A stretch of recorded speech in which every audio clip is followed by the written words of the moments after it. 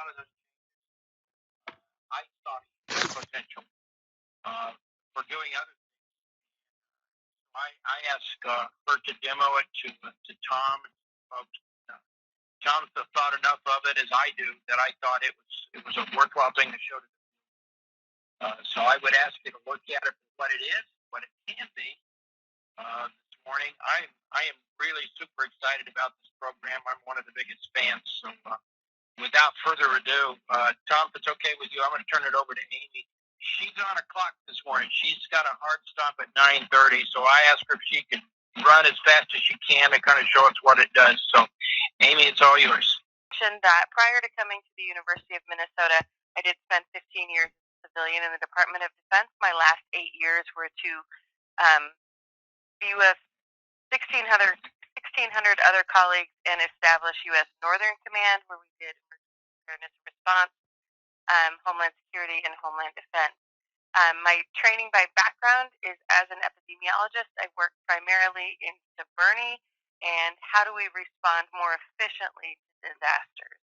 So that's where my background comes from. The project you're going to see today is a culmination of a lot of research to think through a couple things. One, to think through how do we more efficiently understand the risks associated with a supply system.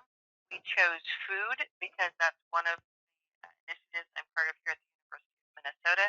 So how do we look at an end-to-end from farm to fork, or udder to butter, as we like to say?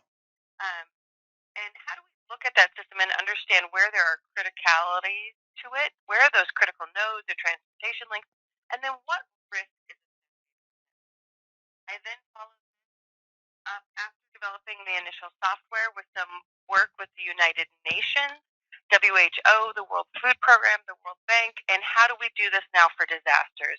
The commodity we chose was medical supplies, and how do we more efficiently deliver medical supplies in a situation like Ebola, where we have multiple players coming in and responding. We don't quite understand the requirements.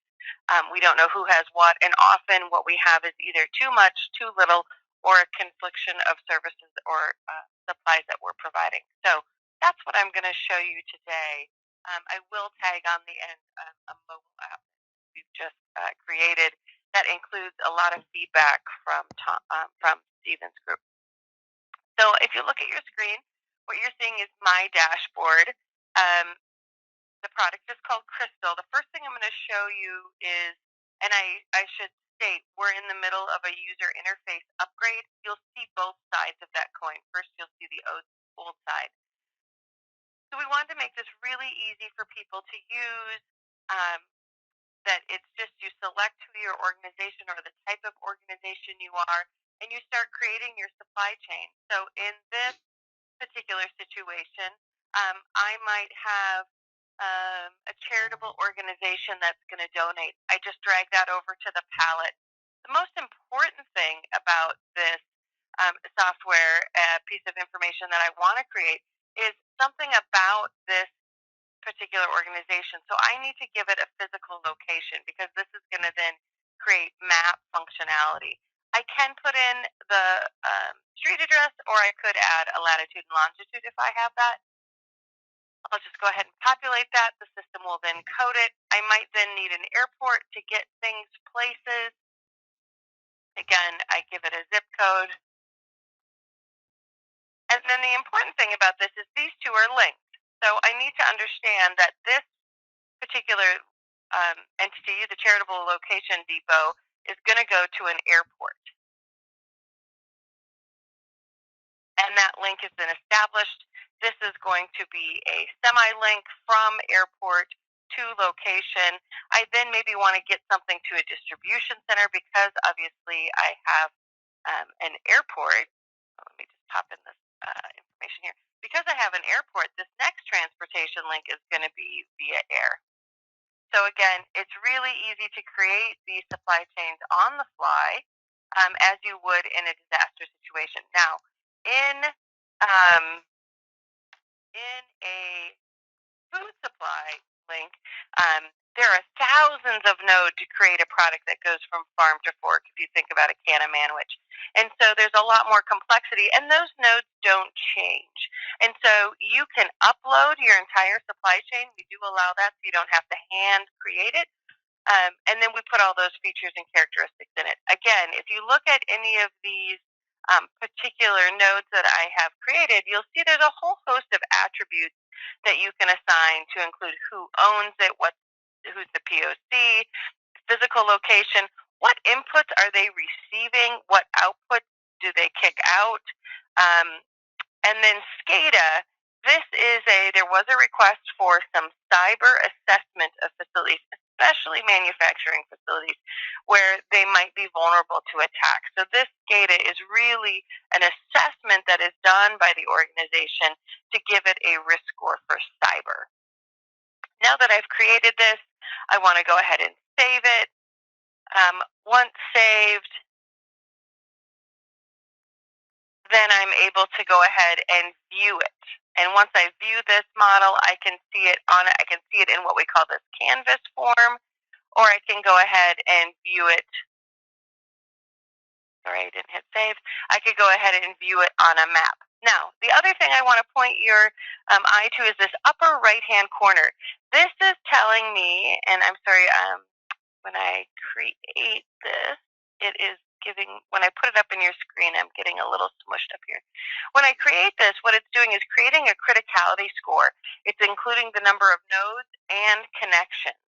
That criticality score is really an algorithm that helps to tell you what's the most critical of all the aspects of your supply chain. So at this point, it'll be important for me to go ahead and show you a more complete model. So let me go ahead and do that.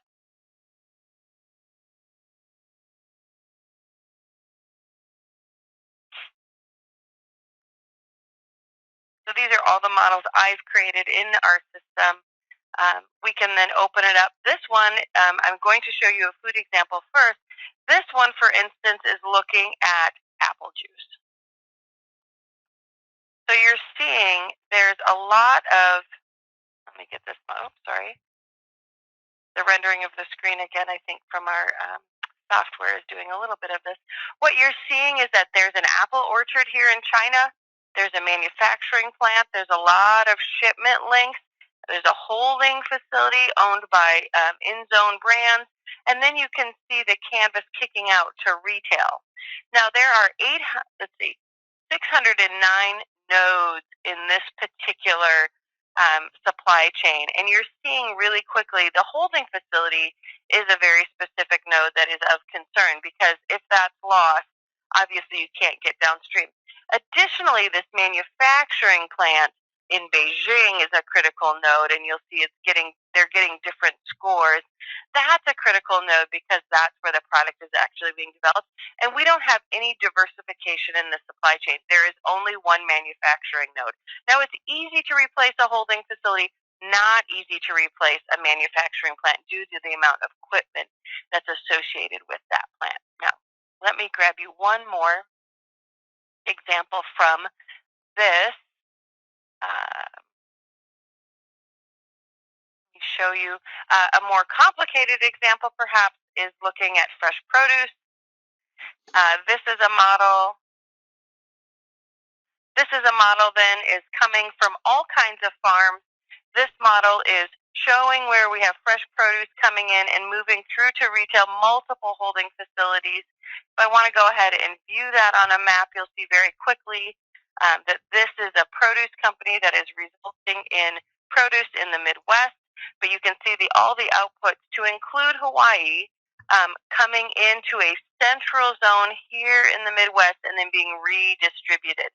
Now, in your lower left-hand corner, what you're seeing are hazard layers. So I've showed you how to create a supply chain. I've showed you how you identify what's most critical. Of course, how we would use that is to really understand how we might mitigate any threats to the most critical nodes we have. But now next, I can show you that we can layer hazards on this. So for instance, hurricanes are of concern in the United States. You'll see not for this particular supply chain, except this one node down in Texas, there aren't additional risks necessarily coming to this particular supply chain. We also have earthquakes, flooding, etc. These are all data that are coming from the World Bank. So these are what's used by insurance companies. Now, if I click on floods, you're going to see a completely different pictorial here where a lot of our supply chain happens to be residing in floodplains. So when I click on any particular node, they're going to get an additional risk score because they're in a hazard layer that I've turned on. As I click around in here, you're seeing the multiple colors. These are the risks associated with those geospatial areas. Now, let me just click that off for a moment. There's additional hazard information in here. We have some economic loss data. We also have cargo theft. Now, cargo theft is a huge and rising issue, especially in the food sector where the most stolen truck is a food truck. And you can start to see the representation. This is actual theft data from trucking industries, and you can see the hot spots throughout the country. And when you zone in on any of these hotspots, you'll get an additional risk score. This might indicate that you want to avoid particular points or routes because there is a larger probability of product being stolen. Now, the last thing I'll show you in this particular model, and then I'm going to flip to the new user interface, is to show you an MRE supply chain, obviously something that we would be interested in for disaster reasons. You can see that SOPAC Company, this is a wholesaler, then gets itself to FEMA distribution centers where those might reside.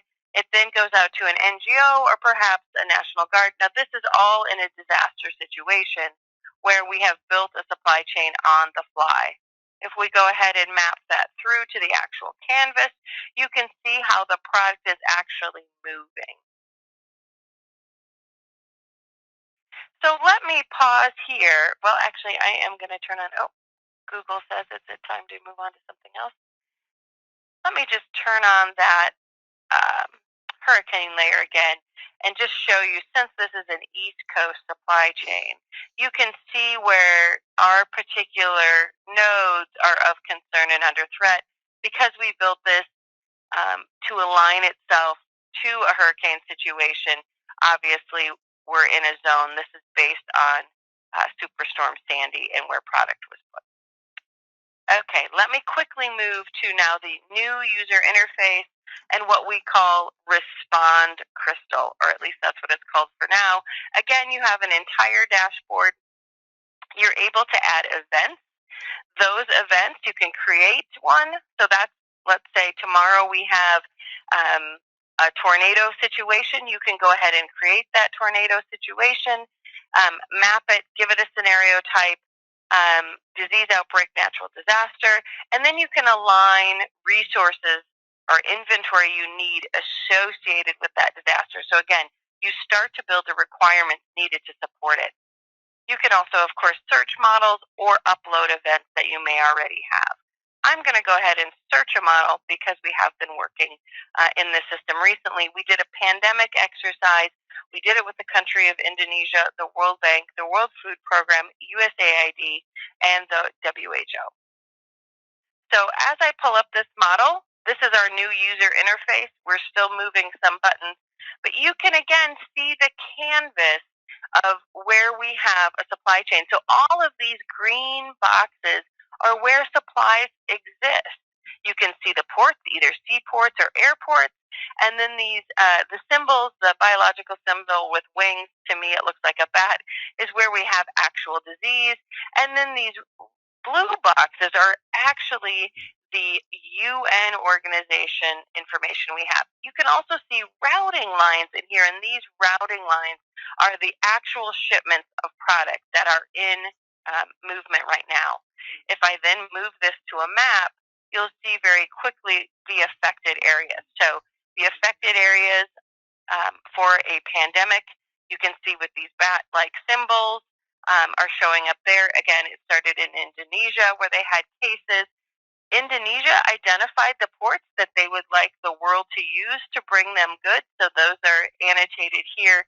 I should note we're still working on iconology and getting these graphics to represent in a more efficient way. And then I want to just come in and show you these boxes. So each of these boxes is in an organization that played in the exercise. So Johnson and Johnson played in the exercise, and what we said is there is a pandemic. You have a product that is being requested. So remember when I created the event, I said, here are all the things I need to respond. We said we needed ibuprofen. That's part of what the requirements are to respond to this. We then, as the event manager, notified our stock managers. It gives me an opportunity to add an email and says, we have a new disease outbreak.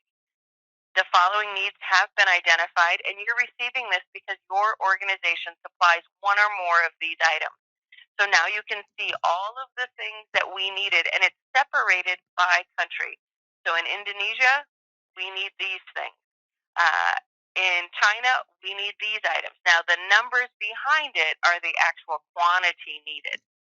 So that email then hits send on that. It notifies the stock managers in each of those organizations, and it will tell them only the things they produce. So Johnson & Johnson would have only gotten the request for ibuprofen. Johnson & Johnson then, as a stock manager, goes into the system, so they have an account, go system, and they add the quantity they have, and they say, hey, Crystal, in Florida, in this warehouse, we have ibuprofen. Here's our address, and here's how much we have. 26 million tablets of ibuprofen that we can make available to this response. Now, you'll see here we have an organization. Let me pick a different one. This one was Henry Schein. Henry Schein was able to offer disposable aprons, masks, and we asked them to tell us about surgical masks. They only had aprons at this location, not surgical masks, but they also gave us shipping data. So they said, this is our shipping, this is how much we're going to send. We're sending it on this date. It's estimated to arrive on that date. Our partner is FedEx, and here's your shipment number. In that package, this is what you will receive.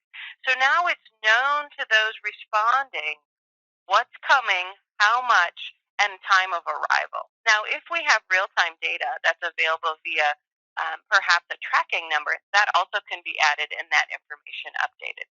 Now, the blue boxes are information from a United Nations HRD, one of their depots. So they always have stock located within their facilities. I'm going to pick the one in Dubai. That's the largest. And they put all of their information online. So actually, no one enters information about the humanitarian depots. We go ahead and scrape that directly off their reports and or their website. So at any given time when we have a disaster, we can give you an information feed about what's currently available in that depot that could be requested. So you're seeing in the Dubai HRD, for instance, they have 2,020 body bags that are suitable for burial.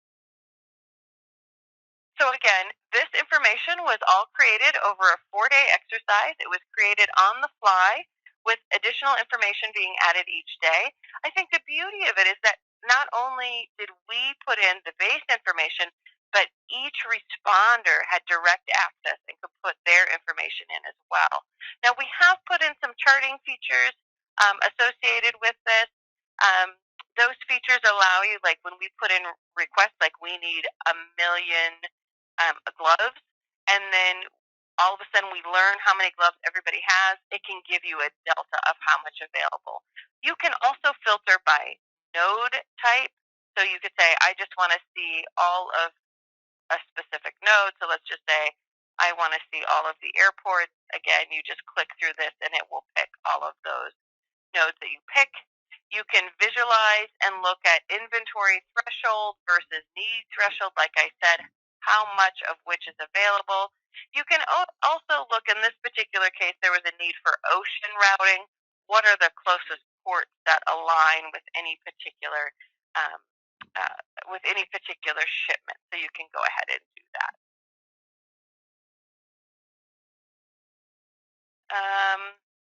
You can look at all the nodes that we've put into the system in a more tabular way if you needed to. So here are all the pieces and parts of things moving and give that information. Sorry, back to that event.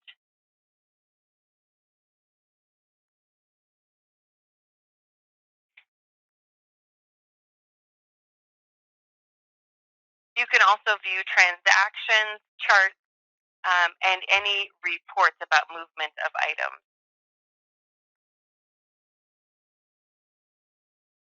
So this is the new user interface. I'll tell you, we're still we're working to the end. This particular set of work ends in July 31st. So all of these things will be completed by July 31st. We are going through some additional testing to understand what other functionality is needed. A lot of the functionality that we shared or learned from Steve's group has been incorporated in this particular model. Now, I have just a few minutes left. So in those few minutes, let me show you a new capability that we have in mobile. Now, this was funded by the Department of Homeland Security. It was a way to think about, now, how can we provide capability in the hands of the end user who might be deployed and in the field. So now we have a mobile feature, and this is, we took screenshots off our emulator for you, is the best way to say. You can say, I have an event. We now have I'm working on a Hurricane Katrina case study. I have Hurricane Katrina. I can describe the event, when it's happening, give it all the characteristics. I then can add notes to that event. So if I know that there's a particular depot that we're going to use, or a shelter we're going to use, or a hospital, or someplace we're going to stage, I can add that information in. Then what you'll see is, and I might be running multiple events at a time. You can see, like, maybe I was running the Louisiana event, and we called the other one the Mississippi event. So you can see multiple events. You then can add in those nodes with a node wizard. You saw that on my desktop version, but this is a quick way to say, I have a temporary building that I'm using as a staging site, and it's at this location. Add. You can also add then the attributes to that. This is what I have in inventory, or this is what I need at this location.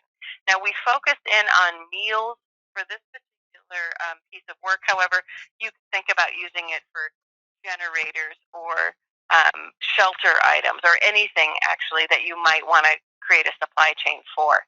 The additional feature that I didn't show you in desktop, but it does exist, and this feature, is it allows you to also put in hazard points.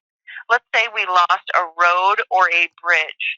Perhaps they were flooded out. We could have also lost a hospital due to a generator being gone. You can add in a condition or a hazard point. So my friend John Lilligren here added in a road bridge damage point, and he said it's not passable. So then when you look at the map on your mobile phone, you'll see in here he's added in this hazard point, so it's not passable in this particular location. You can also include shipment data. So if we know we're shipping, for instance, something from US Fresh, and it's going to a reefer truck where we're staging meals for the Southern Baptist Group, their mobile kitchens to cook, we can go ahead and add in that shipment information, and we can mark it as delivered or not. Now, we are able to, with some additional work and funding, think about doing real-time shipments with trackers on trucks, where the actual transporter becomes part of the scenario, and we're able to track via his phone where the truck is. You can add information, of course, about that shipment information, so I've put that in. You can change it. And then what you'll see is that there is a shipment from Acme, our field depot, incoming. So you can see both the incoming and outgoing depending on who you are. Lastly, we did put in some additional features specifically to meals in this particular case because it's what we were asked to do. We used the meals that we believe are the ones that FEMA uses. So we did get this from some folks that are cooking the 54 meals. So this one is what you're seeing here, is there's a low sodium diet meal. It's number 7, and the quantity that we have is, we have 45 of those particular meals. Now, each of these meals has a set of things, like it might be lasagna, carrots, an orange, and a cookie. So the meal type is all put together. You could backtrack that then into lasagna is made up of pasta and sauce and oregano, and then go ahead and think about procurement that way. Secondly, then, once that meal is prepared, you can log how many meals you've prepared and how many meals you delivered. So that prepared versus delivery really gives you the delta of how much food might have been wasted. So that's information that you can track over time. And then again, you can put in all those quantities. For instance, I need beef tips on Sunday here. I'm requesting that I need maybe to feed 500 people the beef tip meal.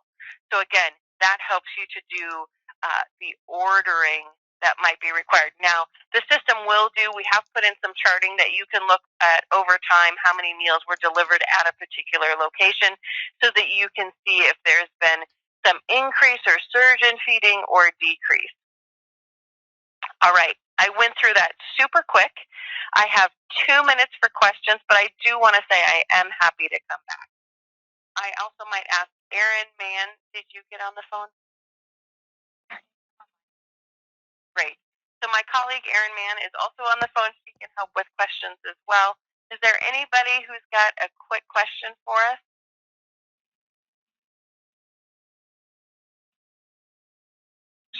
Amy, it's Steve White. What I might do is with this group, if you have other questions, or especially about can I adapt this to what I do or things like that, you could send those to me, and I can pass those back to Amy and Erin and that group.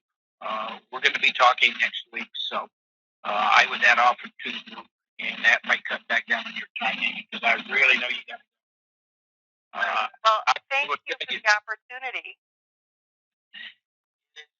It is a super software thing. I love the app. That's actually the first time I've seen it, what you did with what we asked you to do. So we'll talk more about